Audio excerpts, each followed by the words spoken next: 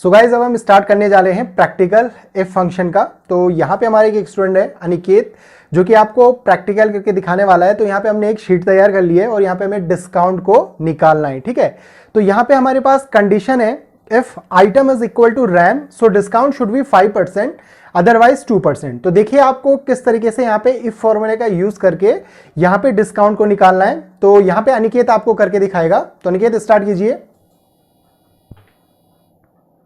आपको करना है इक्वल टू इफ। अब आपको यहां पे देखना है कि कंडीशन क्या है।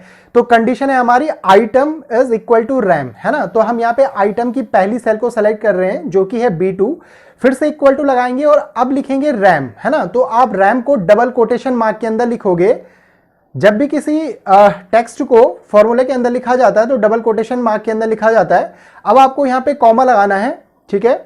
और अगर ये कंडीशन फुलफिल होती है तो यहां पे लिखा है कि डिस्काउंट होगा 5%, तो अब आपको लिखना होगा 5%, ठीक है। और ये कंडीशन अगर फुलफिल नहीं हुई तो जो रिजल्ट आएगा वो आएगा 2%। तो यहां पे आप लिखोगे 2% और इस तरीके से एंटर प्रेस करोगे, ठीक है। और इस फॉर्मूले को नीचे ड्रैग करोगे तो आप देख सकते हैं यहां पे इस शीट के अंदर जहां जहां पे रैम आया हुआ है वहां पे 5% का डिस्काउंट आया हुआ है और जहां जहां पे रैम नहीं है यानी अदर आइटम्स हैं वहां पे 2% का डिस्काउंट आ गया है। तो इस तरीके से आप यहां पे इफ फॉर्मूले का यूज कर सकते हैं। अब मैं आपको सेकंड मेथड बताता हूं जिसमें कि आपको यहां पे जैसे हमने रैम लिखा था डबल कोटेशन के अंदर, अगर आपको ये रैम नहीं लिखना है तो आप किस तरीके से कर सकते हैं।